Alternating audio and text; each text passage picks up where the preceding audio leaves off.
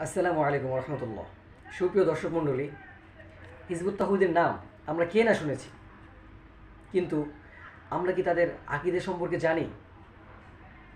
আপনাদেরকে জানানোর জন্যই আমি দীর্ঘদিন যাবৎ তাদের বিভিন্ন বই রিসার্চ করে খুব জঘন্য এবং ভয়ঙ্কর কিছু আকীদা নিয়ে আজকে হাজির হয়েছি। তার মধ্য থেকে 5-6টা আকীদা সম্পর্কে আমি আপনাদেরকে জানাতে চাই। নাম্বার 1, প্রচলিত ইসলাম খ্রিস্টানদের বানানো একটি ধর্ম, তাই এটা পরিত্যাগ করতে হবে।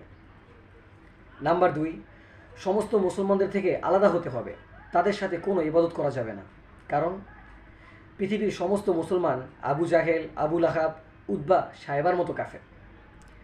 নাউজুবিল্লাহ। তাহলে একটা প্রশ্ন, হিজবুত তাহ্বীদের জন্ম তো পন্নী ছিলেন, তার বাবা কি কাফের ছিলেন? তার বাবা কি উদ্বা, সাহেবা, তার মাও কি তাদের মতো ছিলেন? উত্তরটা দিয়ে যাবেন। 3, সকল নবীরা ব্যর্থ ছিলেন। 4, মোহাম্মদ সাল্লাল্লাহু আলাইহি ওয়াসাল্লাম তার দায়িত্ব পূর্ণ করে যেতে পারেনি। এটা কেমন কথা? অথচ আমরা জানি আল্লাহ তাআলা পবিত্র কুরআনে বলে দিয়েছেন, আল ইয়াউমা আকমালতু লাকুম দীনাকুম ওয়া আতমামতু আলাইকুম নি'মাতি ওয়া রাদিতু লাকুম ইসলাম দীনা। তিনি সরাসরি কোরআনের এই আয়াতকে অস্বীকার করছেন, মানে আল্লাহ কোরআনকে অস্বীকার করছেন, আর এখান থেকে বোঝা যায় তিনি কাফের। 5, সাহাবারা নবীজি সাল্লাল্লাহু আলাইহি ওয়াসাল্লামের লক্ষ্য ভুলে গিয়ে বিশ্বাসঘাতকতা করেছিলেন, ফলে তারা পথভ্রষ্ট ও বেঈমান হয়ে গিয়েছেন। ওয়েট, সাহাবারা নবীর যুগের মানুষ, আর আপনি 1400 বছর পরে এসেছেন।